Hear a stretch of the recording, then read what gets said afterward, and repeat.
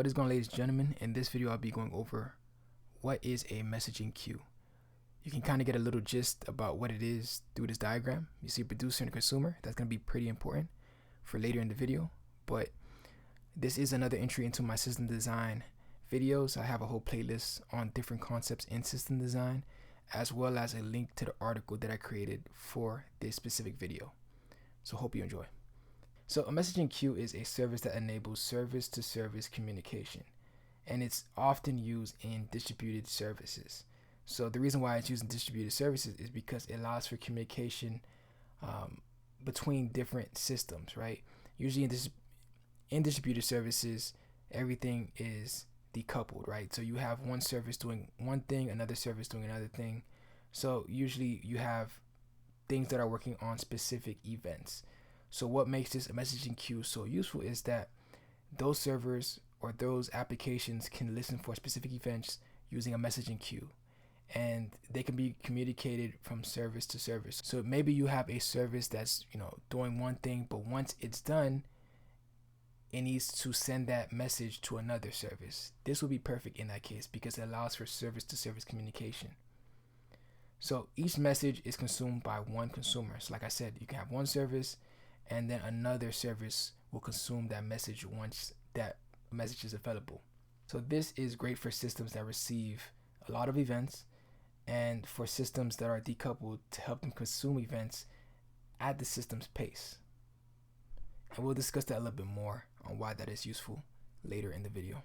So here's a diagram that shows exactly how a message queue works. So you have a client on one end, you have a pipeline or a message queue in the middle, and you have the server. So whenever the client does something, right, that essentially sends a message through the message queue to the server.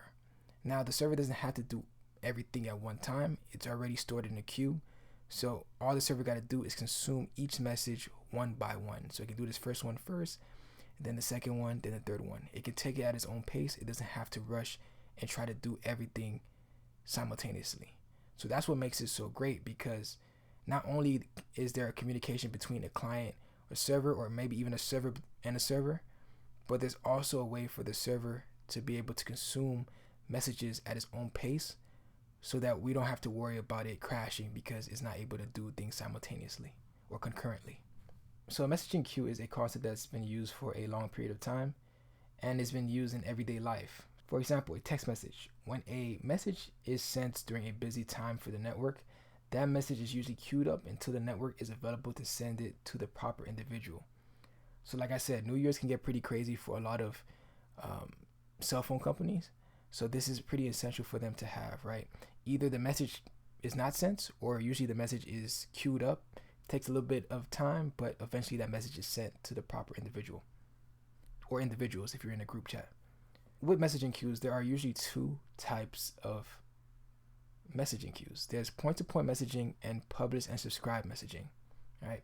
So point-to-point messaging is a pattern which a producer sends a message, and typically it's intended for one consumer, all right? So it gets from one point to another point. That's why it's called point-to-point messaging. So the producer's application needs to know something about the consumer. It needs to know where it's going to send that message to, right? And the expected actions. So that's point-to-point messaging.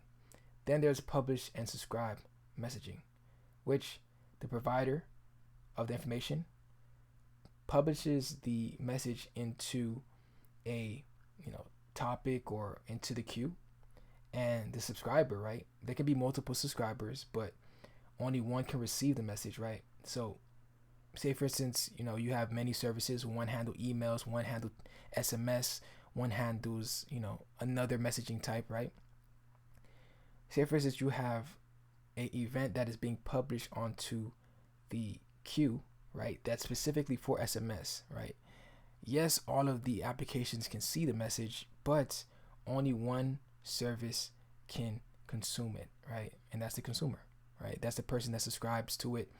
And the SMS, right, the service that we have specifically for SMS will consume that event and do whatever is on that message. So that is publish and subscribe, right? So yeah, publish and subscribe messaging is a form of asynchronous service to service communication often used in serverless and microservice architectures. A publisher sends a message, and a subscriber who receives the message via the message broker consumes it. So the message can be sent to all the subscribers at the same time, but usually one consumes it. And you don't need to send a response. You just take in what was sent. So there are many different softwares for messaging queues, right? We have the Azure Queue Storage, which is a service that is used to store a large number of messages, and you can access the messages from anywhere in the world using authenticated calls through HTTP or HTTPS. And each size of the message can be up to 64 kilobytes. So that's Azure. And if you're not a fan of Azure, there's also Amazon Simple Notification Service, or SNS for short. It is a managed service that is managed by AWS that provides message delivery from publisher to subscriber. So we just talked about that type of messaging queue, publish and subscribers. So you publish to the topic, which is on SNS, and different services could subscribe to it and receive that message. So that's another alternative for that. Then there's Apache Kafka, which is a very reliable software. It's used in a lot of bigger corporations. I've used it, multiple times. So it's an open source distributed platform, and it's optimized for streaming information. So it's pretty great for real-time messaging. And it's the same concept. You publish a message to a topic, and usually services or servers subscribe to it and processes the message as they come in real time. And then there's RabbitMQ. It's another service, and it's very lightweight. It's easy to deploy, and it supports multiple messaging protocols. So it's not just one way of doing things, and it's ideally used as a message broker. So it's essentially the middleman, and it helps two different services communicate with each other. So you have one that will, send the message to RabbitMQ, and the RabbitMQ will then in turn send it to the second service. So here's a use case. You have a queue in the middle, right? And you have three different types of messages that can occur. You can have an email campaign, which, say for instance, the person's emails are already in like a list already, and maybe the user wants to send email template. That's one type of message that the user can send. There's password reset. Usually when you need to reset your password, an email is sent to you. And then you have a new account sign up, right? So usually it's like thank you, or maybe it's used to confirm a new account sign up. That's another email that could be sent. So all these different events can be placed onto the queue, and then you can have a server, or one server or multiple servers, that listens to or retrieves those messages from the queue, and based on what's inside of the message, it does a specific action. All of these are going to be sending an email, but the type of email is important. So this is an email campaign type, this is a password reset type, and this is a new account sign up type. So either the person can have one server that looks at the type of email and send it using a email sending server, or they can have multiple servers that can listen onto the specific queue, and it can send it based on the type of message. So it's really a preference depending on how decoupled you want your services to be. But usually if it's going to be one type, like if it's just an email, then it's usually just one server, and then you have another server for SMS, and then another server for other alternative messaging types. But it's based on the design concept. But this is one use case, and this is a very often used use case, especially with emails.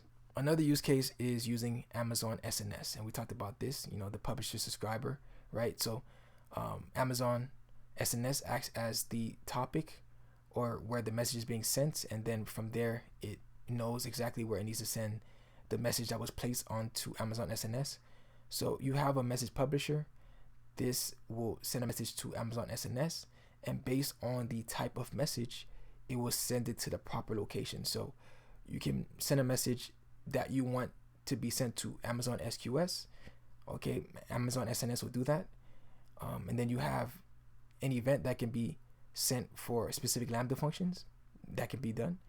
And then you can have a SNS or a message that's sent to SNS that can be a specific HTTP request.